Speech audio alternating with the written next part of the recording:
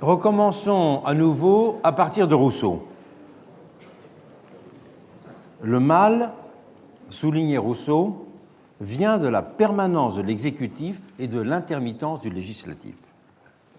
Il décrivait là la situation des monarchies de son temps, à un moment où la durée des sessions parlementaires était réduite pour un pays comme l'Angleterre, et où les États généraux ou leurs équivalents ne se réunissaient qu'à intervalles lointains ailleurs, pour ne rien dire du cas français où les derniers remontaient à 1614, alors que l'exécutif, pouvoir royal, était permanent.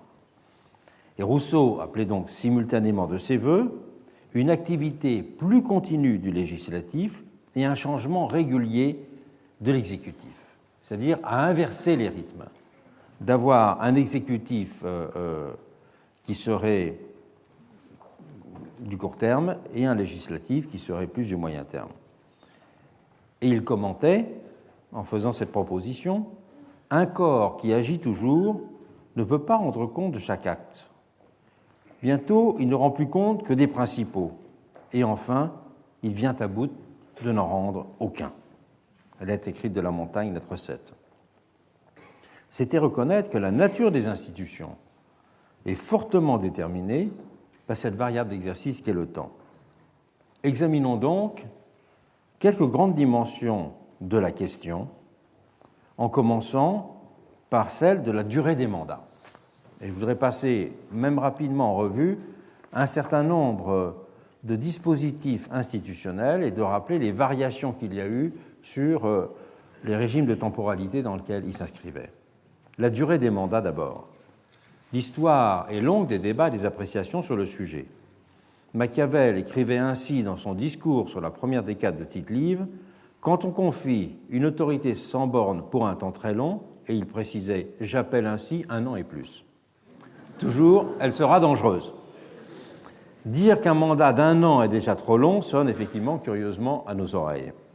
Mais si l'on regarde les institutions du temps des révolutions américaines et françaises, on constate notamment que les mandats parlementaires étaient une durée beaucoup plus courte qu'aujourd'hui. Commençons avec le cas français. La Constitution de 1791 prévoit un mandat de 2 ans pour l'Assemblée nationale. Celle de 1793 réduit à 1 an le mandat du corps législatif, qui passera ensuite à 3 ans en l'an 3, avec un renouvellement par tiers.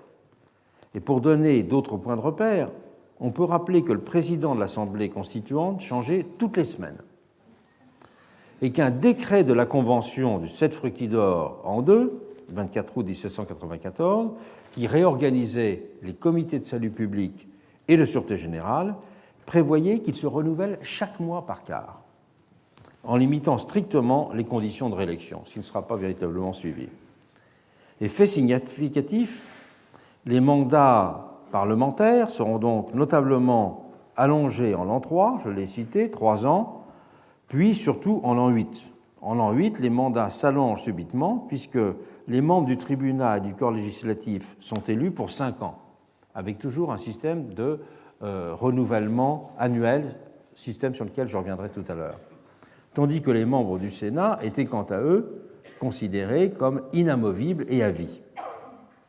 La monarchie parlementaire, restauration monarchie de Juillet, en resta ensuite à ce terme de 5 ans pour la Chambre des députés, tandis que la Constitution de 1848, elle, reviendra à un mandat de 3 ans, avec renouvellement intégral.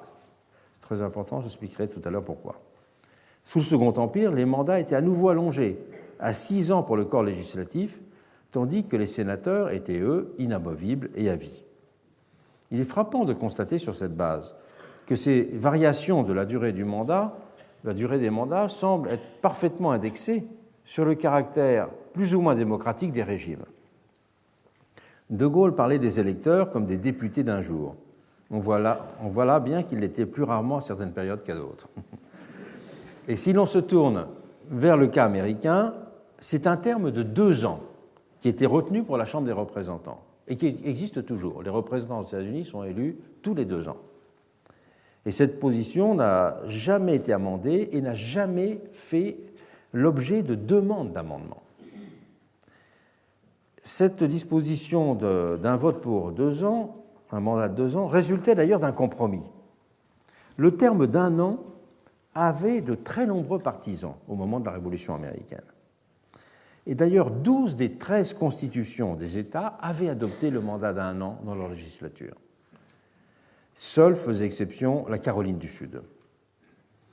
Ce mandat d'1 an, donc, il était pour les constituants et même dans la population véritablement une référence. C'est ce qu'il y avait dans les constitutions des États. Et il y avait l'idée qui était très répandue à l'époque que le mandat d'1 an correspondait à un usage immémorial en Angleterre, ce qui était d'ailleurs une confusion, parce qu'on avait confondu dans la présentation populaire des choses l'idée de session annuelle et celle d'élection annuelle, ce qui n'est pas tout à fait la même chose. Enfin, disons, 1 an avait un prestige très grand. Et la masse des Américains était très attachée à ce que les élections soient fréquentes. Et il y avait un slogan très populaire à l'époque qui disait « Là où finissent les élections annuelles, là commence la tyrannie ». Donc c'était clair et net. Parce qu'on y voyait un moyen d'obliger les représentants à rester à l'écoute des citoyens. Mais Madison, comme Hamilton, batailleront ferme pour s'opposer à ce mandat d'1 an. Et Madison, notamment, y consacrera 2 articles du Fédéraliste, numéros 52 et 53, pour développer cet argument. Lui-même s'affirmait partisan d'élections triennales, et il ouvrira la porte du compromis en acceptant le rythme biennal. Mais il fut en revanche, donc les 2 ans, c'est déjà un compromis. C'est déjà un compromis à l'intérieur, pourrait-on dire, de l'Assemblée de Philadelphie, mais ça n'était pas, l'opinion moyenne américaine était vraiment pour 1 an sans conteste à ce moment-là. Mais il fut en revanche décidé que les sénateurs, eux, seraient nommés pour 6 ans, avec un système, là aussi sur lequel je reviendrai, de renouvellement par tiers tous les 2 ans. C'était ainsi directement consacré la combinaison américaine d'articulation d'un système d'aristocratie élective, le Sénat, avec des formes démocratiques, la Chambre des représentants. Il faut d'ailleurs rappeler, en outre, c'est le 17e amendement à la Constitution fédérale, amendement de 1912, que c'est seulement à partir de 1912 que les sénateurs seront élus au suffrage universel. Avant 1912, les sénateurs étaient nommés par les législatures des États. Et après 1912, ils seront nommés au suffrage universel. Et le Sénat avait été présenté explicitement par Madison comme un frein salutaire. Une institution, je le cite, qui est la connaissance des moyens qui permettront d'atteindre le bonheur du peuple, et pas simplement le souci du peuple. Donc une institution qui incarne la connaissance des moyens pour atteindre le bonheur du peuple est opposée à la Chambre des représentants qui aurait le souci du peuple. Vous vous rappellerez que la semaine dernière, j'avais parlé des 2 épistémologies de l'intérêt général. Et là, la chose est explicite avec ce terme de connaissance opposé à celui de souci. Se contrebalançait enfin, aux yeux de Madison, le changement continuel, disait-il, des membres de la Chambre des représentants qui, avec un Sénat plus ralenti, permettait de déterminer ce qu'on peut appeler une économie prudentielle des rythmes politiques. Donc voilà ce qu'on peut dire très rapidement sur le fait qu'il y a eu des débats permanents sur la longueur des mandats parlementaires. Il y a eu aussi beaucoup de débats sur la limitation des mandats. Les mandats doivent-ils être limités pour les mandats parlementaires? Et le pays où il y a eu le plus de discussions sur ce point-là a été les États-Unis.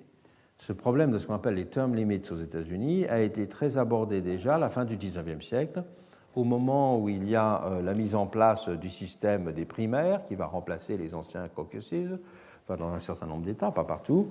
Il y aura aussi l'instauration des procédures de recall, l'instauration des procédures de référendum. Et les term limits seront très discutés à ce moment-là, mais ne seront pas admis et mis en place à ce moment-là. En revanche, c'est devenu un sujet à la fois de discussion dans la théorie politique et et de préoccupation sociale qui est revenu dans les années 80, comme un des principaux vecteurs des revendications pour une démocratie plus active et une politique moins professionnalisée. Ce mouvement qui s'est notamment lié au fait que le nombre de renouvellement des mandats est notamment extrêmement élevé au Sénat. Et on peut dire que le Sénat représente, au sens ancien du terme, une assemblée aristocratique, puisque je ne connais pas le chiffre exact, mais en disant un pourcentage très important de gens sont des personnes très riches et qui sont réélus pour un nombre de fois relativement important. La deuxième question qu'il faut aborder quand on parle des rythmes politiques, c'est les problèmes posés par la procédure du renouvellement partiel, dont je mentionnais qu'elle était en vigueur pour un certain nombre de choses. Le système d'hérédité de la pairie en France, comme celui constituant la Chambre des Lords en Angleterre, avait fait de ces secondes chambres de véritables corps qui avaient leur existence propre. Ce n'était pas simplement les sénateurs, ce n'est pas simplement les lords, c'est une chambre, elles étaient un corps. Et l'hérédité fut abolie de la pairie en 1831 en France, et elle vit plus tard son importance minimisée outre-Manche par la nomination d'un certain nombre de simples pairs à vie. Et des chambres constituées de cette façon apparurent rapidement comme de simples survivants de l'Ancien Régime, à cause d'un certain nombre de pairs nommés à vie. Et au contraire, on voyait au moment du débat de 1831 De Broglie qui se félicitait que l'hérédité soit, je le cite, l'unique et dernier joyau de notre écrin monarchique. Il est comme un défi et une proie aux appétits populaires.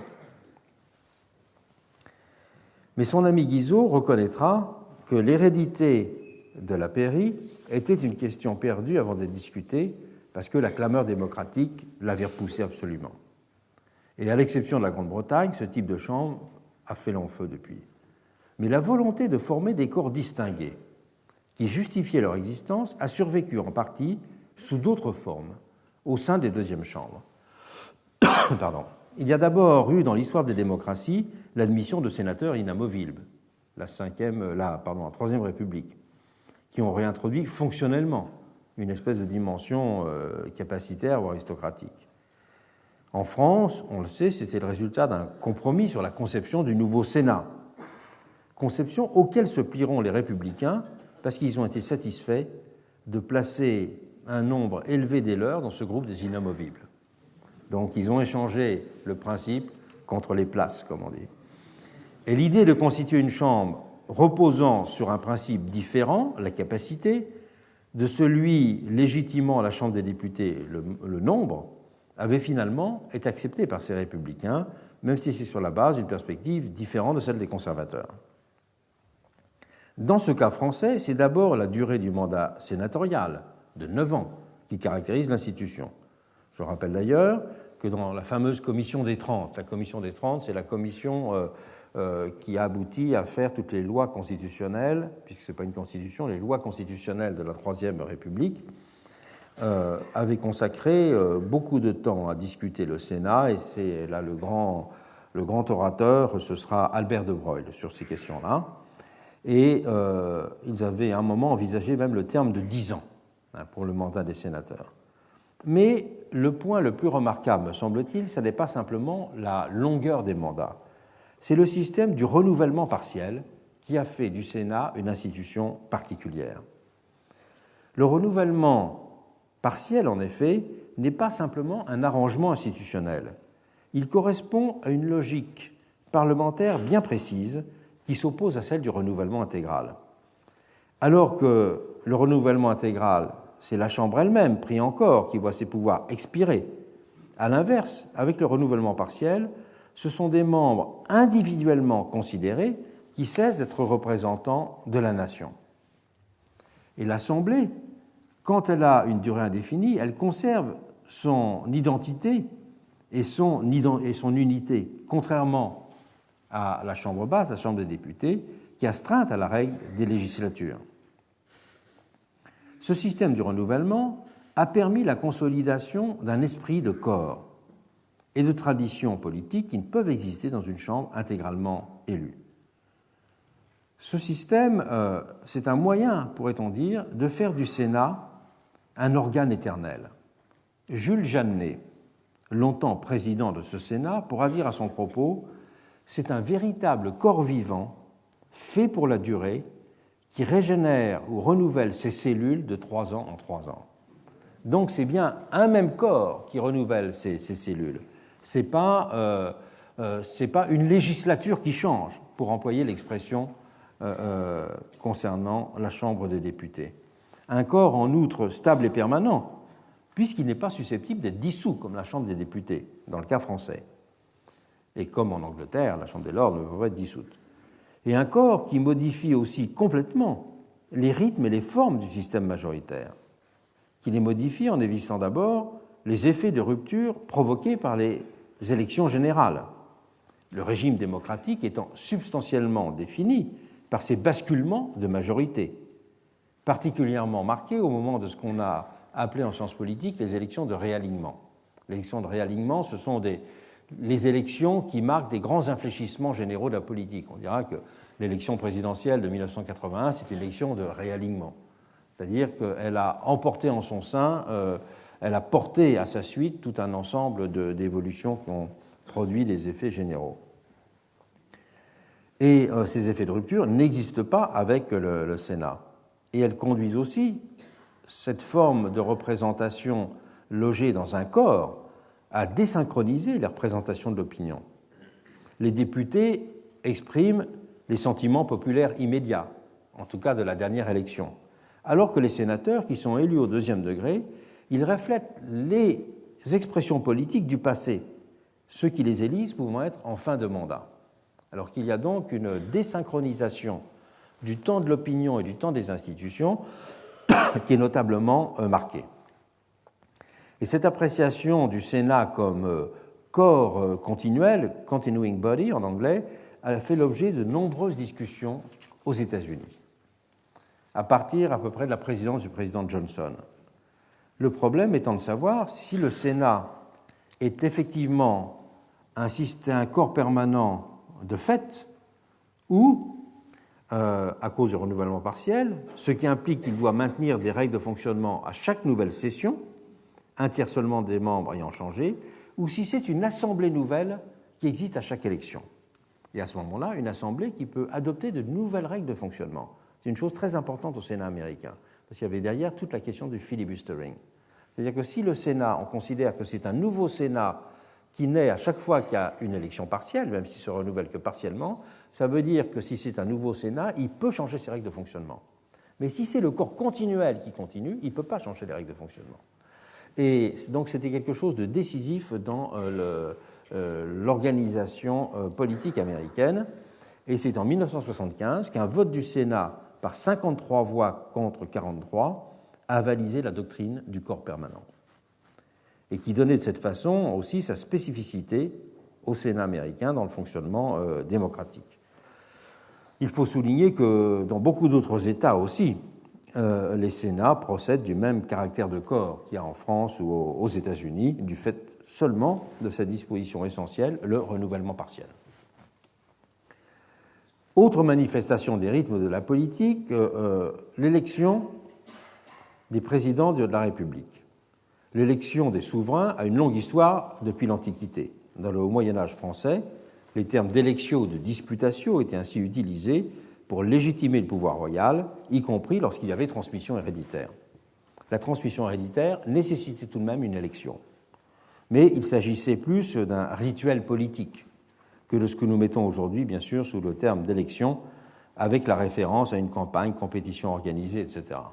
La première séance du séminaire sera d'ailleurs consacrée aux élections à Rome, et avec Virginie Hollard, qui insistera beaucoup sur la dimension de rituel politique qu'il y avait dans les élections à Rome. C'était tout à fait ça qu'il y avait à la période que je mentionne. Et l'adjectif démocratique n'aurait donc aucun sens. Il est appliqué pour qualifier ces élections qui étaient souvent des acclamations aussi. Il en ira différemment en France avec la Constitution de 1848 qui prévoyait l'élection au suffrage universel du président de la République avec un mandat alors de 4 ans. en 1948, alors que les députés, je le rappelle, étaient élus pour 3 ans en 1948. Celui-ci n'étant rééligible qu'après un intervalle de même durée. L'élection de la tête de l'exécutif, confiée à une seule personne, marquait une rupture très forte avec la période révolutionnaire qui avait été hostile à toute forme de pouvoir personnel. En 1792, on peut rappeler qu'il y a eu la proposition d'avoir à la tête de l'exécutif un président de France et que c'était repoussé très largement. Ça avait provoqué un tollé de parler d'un président de France. Pourquoi ? Parce qu'il avait été dit à l'époque que ce n'est pas simplement la royauté qu'il importait d'écarter du système français, mais que c'était, je reprends une expression de l'époque, toute espèce de puissance personnelle. Et d'ailleurs, dans la période révolutionnaire, il sera très important de souligner que beaucoup des exécutifs ont été des exécutifs collégiaux. Le directoire est un exécutif collégial. Les consuls sont un collège de 3. Cette idée de pouvoir collégial était aussi dans les comités de salut public et de sûreté générale. En 1948, cette prévention contre la puissance personnelle avait été levée pour deux raisons.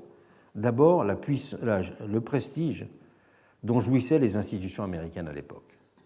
L'Amérique, il y a eu beaucoup de livres publiés sur l'Amérique. L'Amérique était le nouveau pays émergent, et donc ce qui était bon en Amérique était conçu comme un modèle. Et il y a eu toute une discussion pendant la monarchie juillet sur ce qu'on appelait la République conventionnelle, la République américaine.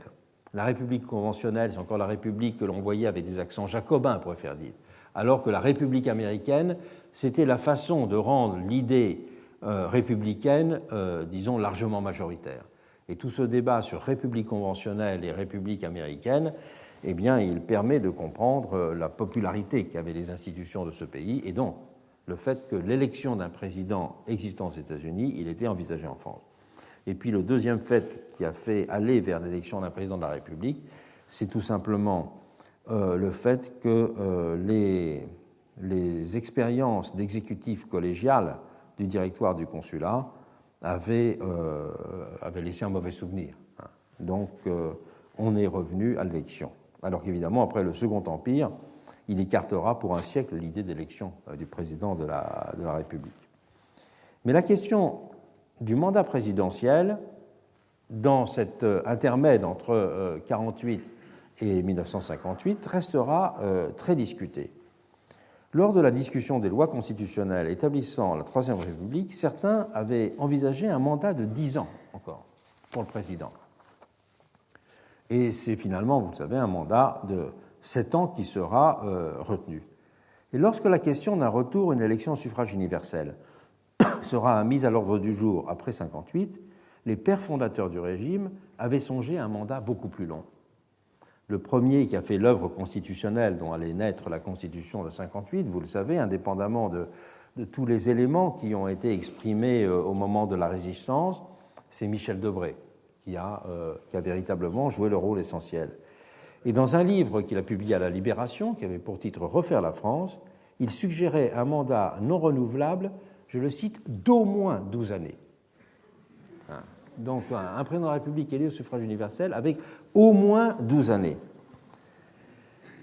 Et l'idée d'une monarchie républicaine le séduisait à l'heure. Et en effet, ce chiffre de 12 années, d'où est-ce qu'il le tirait ?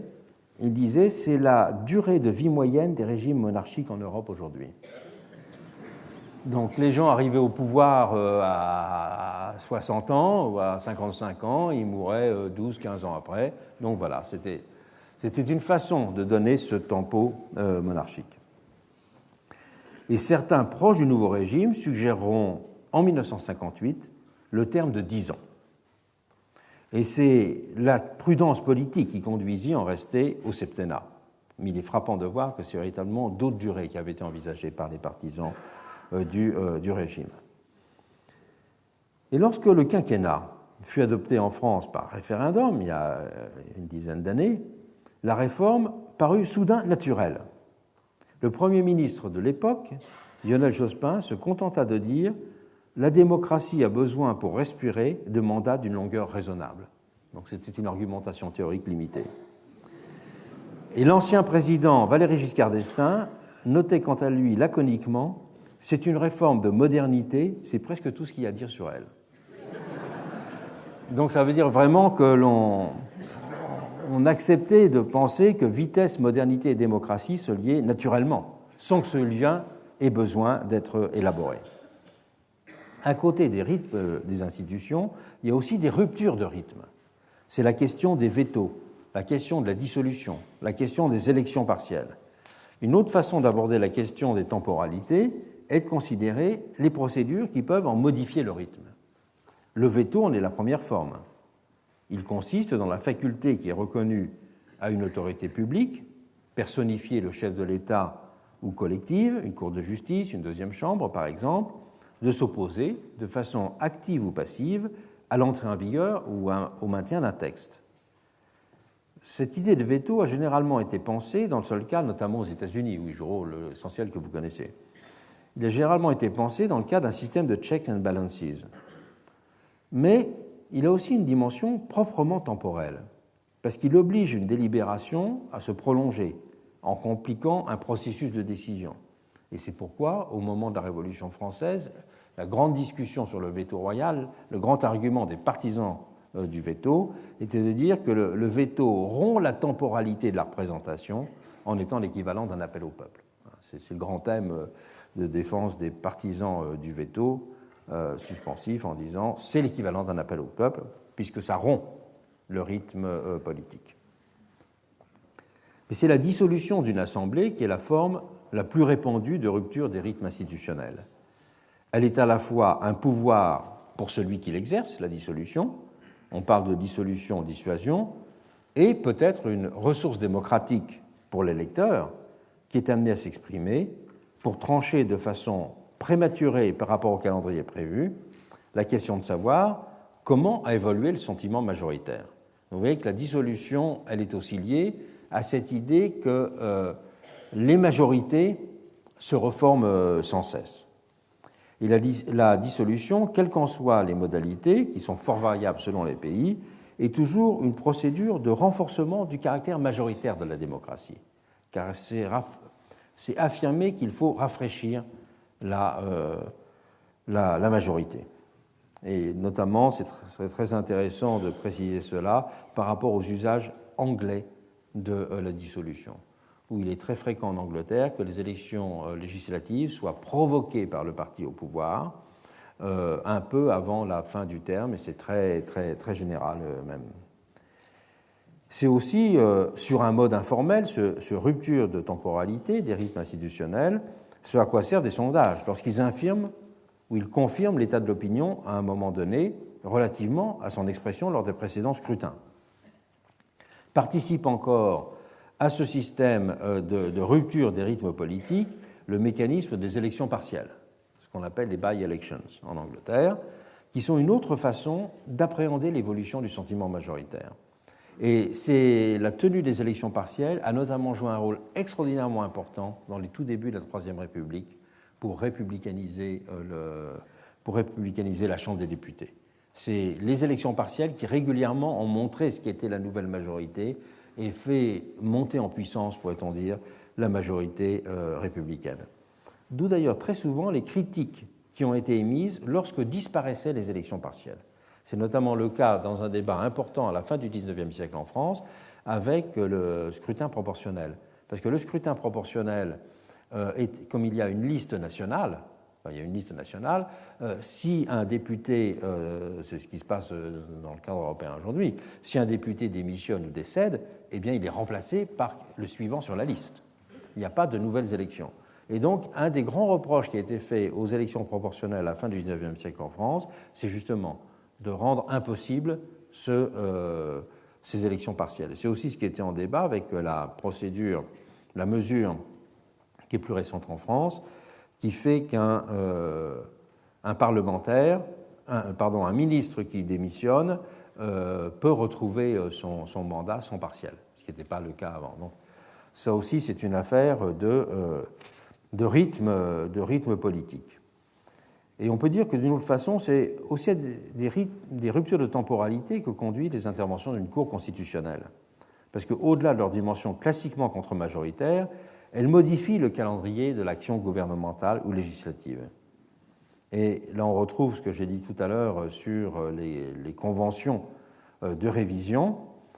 Et l'idée de quatrième pouvoir, c'est justement d'introduire aussi un dualisme, des formes de dualisme temporel qui expriment des dualismes des figures de la volonté générale. Considérons maintenant la question, le troisième volet que je voulais explorer avec vous aujourd'hui, c'est celle des temporalités de la démocratie, du point de vue de l'opposition du court terme et du long terme. En notant d'abord que le présentisme démocratique a été au cœur des critiques et des interventions conservatrices. Stigmatisant le mépris du passé et la religion du présent, dont il voyait bien qu'ils devenaient les traits essentiels de la modernité qui était en train d'émerger, Chateaubriand en parlera dans Le génie du christianisme comme d'un abominable sacerdoce. Le présentisme démocratique est un abominable sacerdoce. Et le premier Lamennais ira dans le même sens, déplorant que le pouvoir issu du peuple entraîne une mobilité continuelle et, dira-t-il, ignore la puissance du temps. Mais c'est bien sûr plus profondément Tocqueville qui fera de cette question du rapport au temps un des principaux axes interprétatifs de son analyse de la démocratie américaine, d'un point de vue anthropologique aussi bien que d'un point de vue des institutions politiques. En termes anthropologiques, c'est une chose que j'évoquais tout à l'heure, Tocqueville a d'abord fortement souligné le lien qui unissait individualisme et préférence pour le présent. Il s'agit en effet dans les deux cas de ce qu'on pourrait considérer comme une manifestation de détachement. L'individualisme, je cite Tocqueville, dispose chaque citoyen à s'isoler de la masse de ses semblables, le conduit ainsi à ne rien attendre des autres, à viser à suffire à lui-même, tandis que l'absorption dans le présent met simultanément à distance le passé. Donc c'est le même mécanisme qui crée l'individu et qui crée le présent. Il y a donc là deux façons convergentes de briser la chaîne, selon l'expression de Tocqueville. Ainsi, conclut-il dans ce développement, non seulement la démocratie fait oublier à chaque homme ses aïeux, mais elle lui cache ses descendants. Elle le ramène sans cesse vers lui seul et menace de le renfermer enfin tout entier dans la solitude de son propre cœur. Témoigne aussi pour Tocqueville de cette évolution la transformation du rapport à la croyance. Alors, je le cite, que les religions donnaient l'habitude de se comporter en vue de l'avenir, et donc de sacrifier le présent à l'avenir, et même plus à une vie d'après la mort, l'âge moderne du doute conduit à l'inverse l'individu à se cantonner à l'immédiat. D'où à ses yeux une psychologie propre à l'homme démocratique, qui l'oriente vers les succès faciles et les jouissances présentes, et le dote, une formule célèbre de Tocqueville, d'une ambition tout à la fois vive et molle. Mais à côté de cette appréhension anthropologique et psychologique, le problème, bien sûr, il est aussi politique pour Tocqueville. Il tient d'abord de façon générique au fait que le peuple souverain est structurellement, pense-t-il, guidé par les passions changeantes et non par la raison qui permet seule de mûrir de véritables desseins. Également du fait de l'instabilité législative et gouvernementale qui résulte, explique-t-il dans son livre, de la volonté d'amener sans cesse des hommes nouveaux au pouvoir. La volonté de voir des têtes nouvelles au pouvoir, voilà ce qui corrompt, pense-t-il, la démocratie. Ou encore de l'affaiblissement d'exécutifs qui sont soumis aux humeurs changeantes de l'opinion. Tout cela fragilise pour lui les régimes démocratiques et réduit à ses yeux ce qu'on appellerait dans le langage aujourd'hui leur capacité de gouvernance. Et l'exemple de la politique extérieure était à ses yeux le plus emblématique de cette fragilité. C'est, dit-il, dans la direction des intérêts extérieurs de la société que les gouvernements démocratiques me paraissent décidément inférieurs aux autres. La politique extérieure, continue-t-il, n'exige l'usage de presque aucune des qualités qui sont propres à la démocratie et commande au contraire le développement de presque toutes celles qui lui manquent. Et de citer la nécessité dans ce domaine, par exemple, de combiner des mesures en secret, d'attendre patiemment des résultats, d'agir de façon continue et de poursuivre obstinément des desseins sur le long terme. Ce topos de la démocratie comme contraire avec la notion de politique étrangère sera essentiel tout au long du XIXe siècle. Ce sera un des grands topoïdes critiques de la démocratie. Tous les libéraux critiquant le suffrage universel emploieront l'argument, considérant que c'est un instrument d'affaiblissement de la puissance et que si on voulait une diplomatie constituée, il fallait qu'il y ait un corps aristocratique, seul apte à corriger ce biais. D'ailleurs, dans le cas français, dans le cas britannique, il est frappant de voir qu'effectivement, en termes de sociologie de la haute fonction publique, on notera la forte rémanence, encore aujourd'hui, mais beaucoup plus marquée évidemment au XIXe siècle, des personnes d'origine noble dans la diplomatie européenne. Et ce n'est évidemment pas un hasard, c'était l'application de cette nécessaire conservatoire, si je puis dire, du long terme, qui ne pouvait pas appartenir à des nominations classiques démocratiques. Et cette critique du court-termisme sera au cœur aussi des arguments antidémocratiques des courants royalistes au tournant du XXe siècle. Et c'est justement pour amender ce court-termisme qu'ils mettront en avant, il paraît, l'idée du suffrage des morts.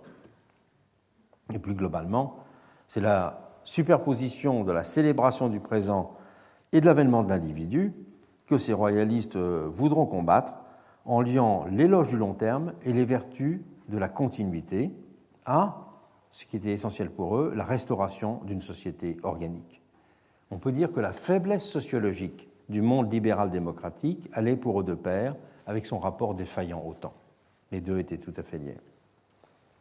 Mais au-delà de ces critiques, c'est à l'intérieur même de la culture démocratique que le présentisme est remis en cause par l'idée d'intérêt général. L'intérêt général est en effet une figure de la généralité qui ne prend sens que dans le double dépassement de la particularité et de l'immédiateté. Dépassement de la particularité avec évidence, intérêt général. Mais dépassement de l'immédiateté aussi, car il implique une dimension de continuité, la constitution d'une forme qui présente un caractère de stabilité. Et la structure de l'intérêt général diffère à cet égard de la structure de la volonté générale. Car si la volonté générale doit aussi dépasser la particularité, avec la difficulté toutefois qu'elle se définit souvent comme la fiction d'une unanimité, dans la mesure où elle ne se manifeste pratiquement que sous les espèces d'une majorité, mais cette volonté générale peut en revanche prendre forme dans l'immédiateté. C'était l'horizon du temps révolutionnaire, directement et instantanément créateur d'un nouveau monde. Or, la démocratie ne peut se passer de cette référence à la notion d'intérêt général. Elle ne peut pas être constituée simplement par la notion de volonté générale. Elle ne peut, une notion d'intérêt général qui a donc une dimension substantielle et non pas simplement procédurale.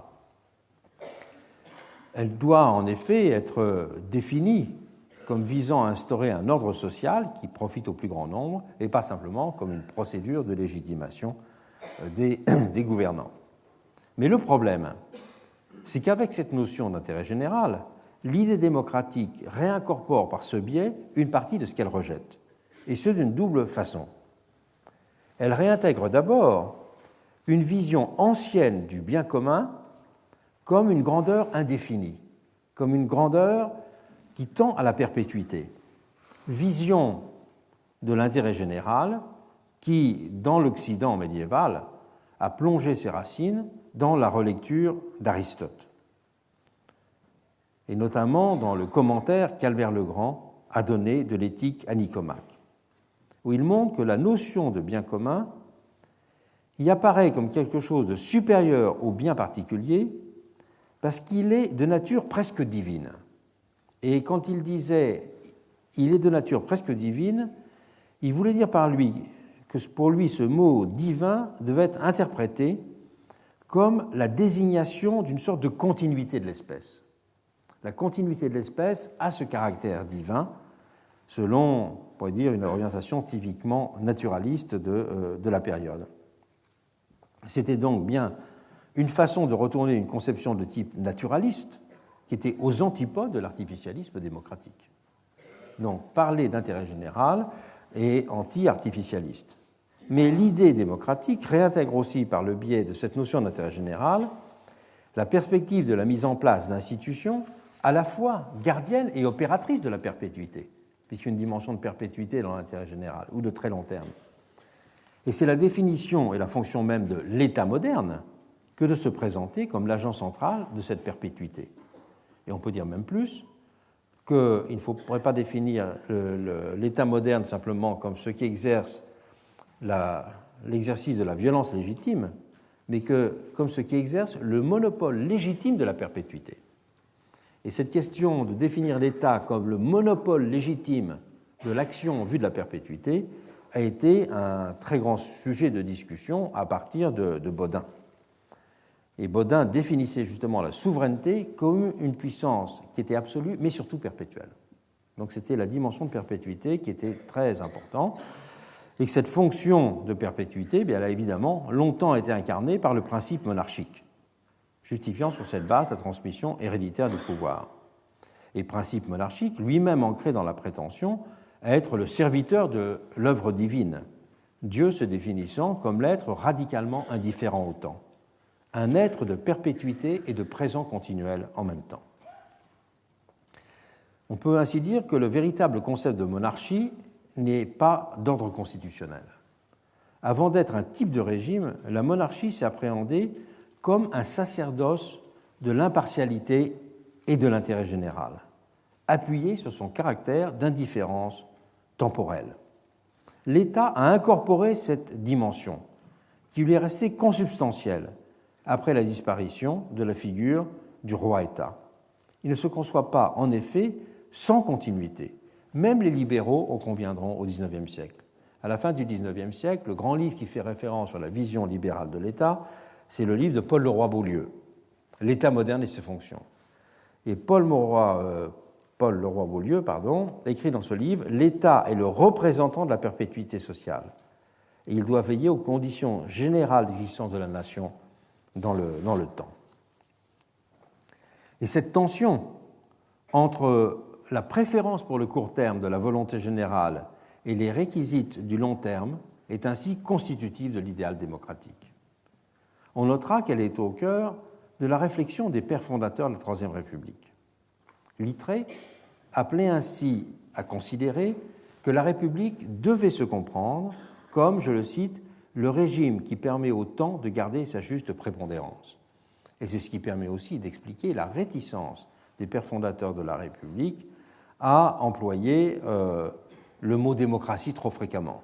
Je citerai la semaine prochaine que dans les proclamations électorales des années 1980, le mot république est cité 30 fois plus souvent que le mot démocratie. C'est-à-dire qu'il écrase complètement le mot démocratie. Et là, vous trouvez une des explications à cet élément de langage sur lequel je reviendrai. Et beaucoup ont cherché alors la voie d'une régulation de cette tension entre volonté générale et intérêt général par la réintroduction d'éléments de type aristocratique, la protection de l'exécutif des soubresauts de l'opinion, par exemple, l'introduction de chambres représentatives qui incarnent la durée. Mais on peut aussi considérer que c'est la célébration des promesses de l'avenir qui procède d'une recherche analogue dans la régulation de cette tension des temporalités.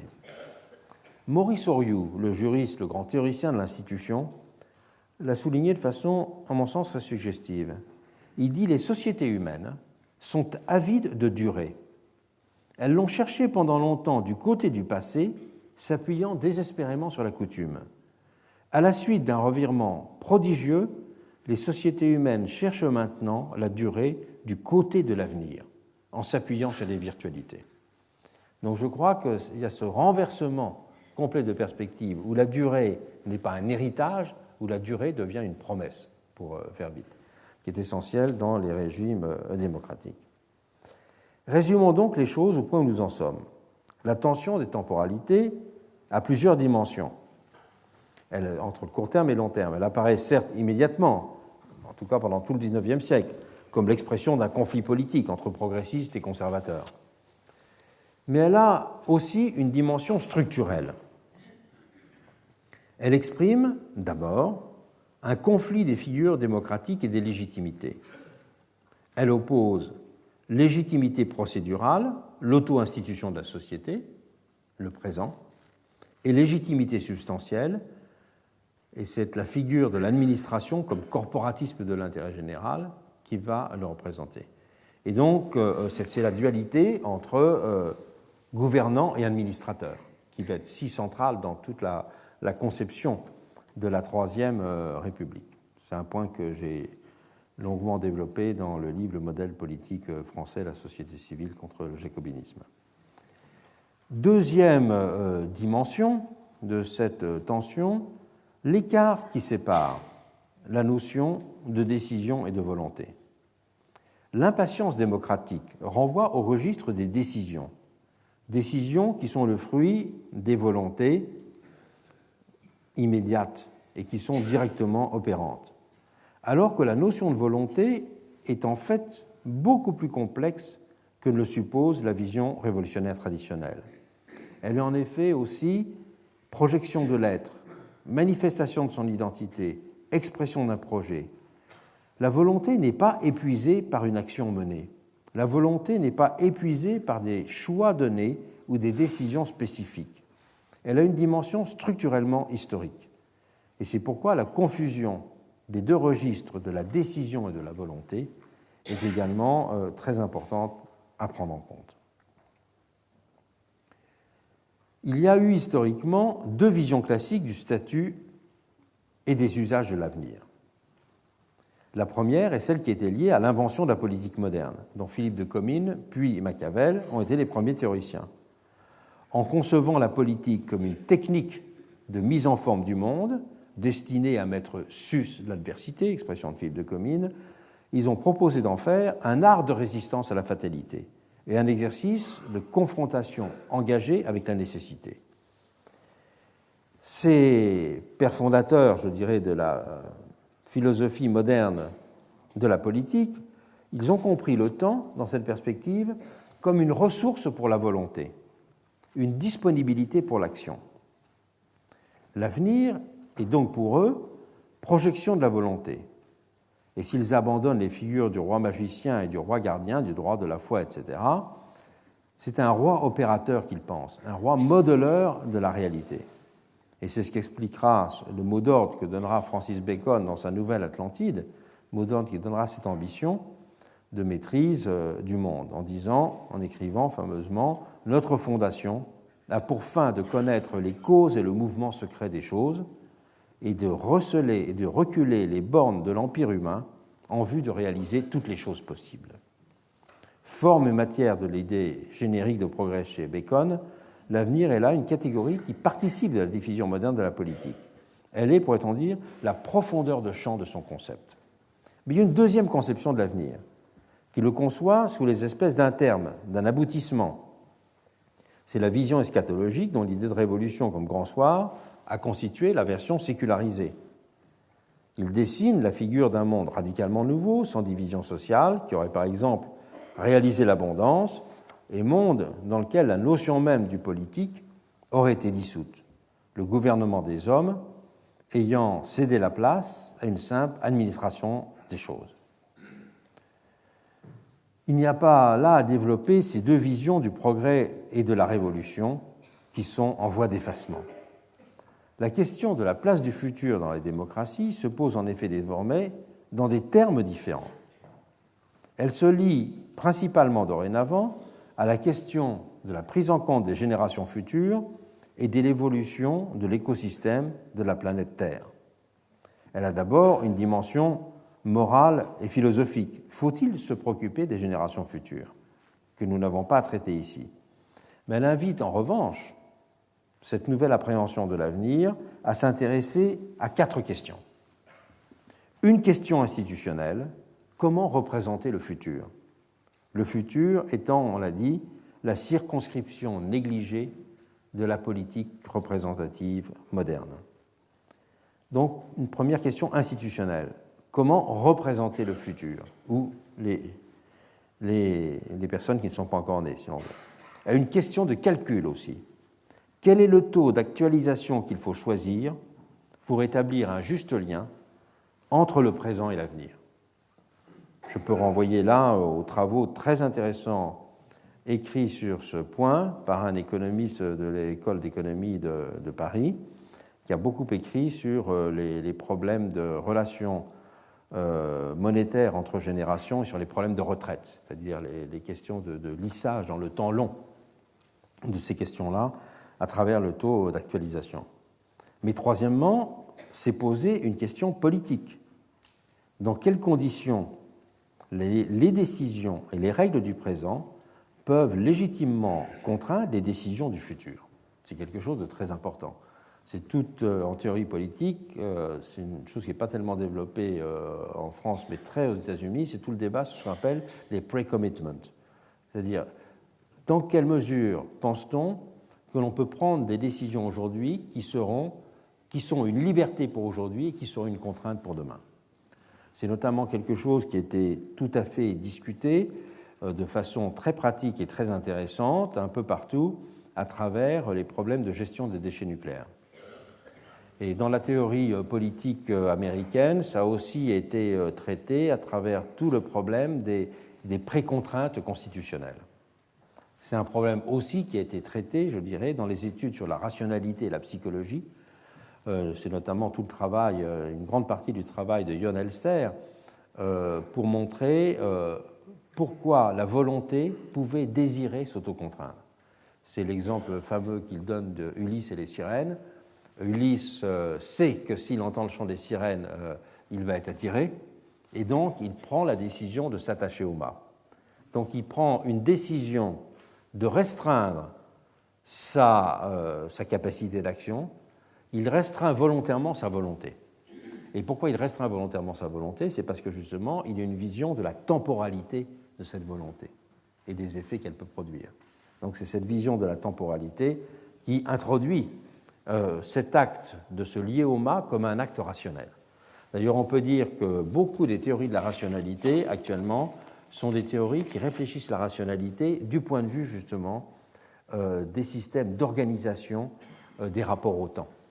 Est-ce qu'il est rationnel de sacrifier le présent à l'avenir? Est-ce qu'il est rationnel d'espérer des biens pour des choses dont on se prive aujourd'hui?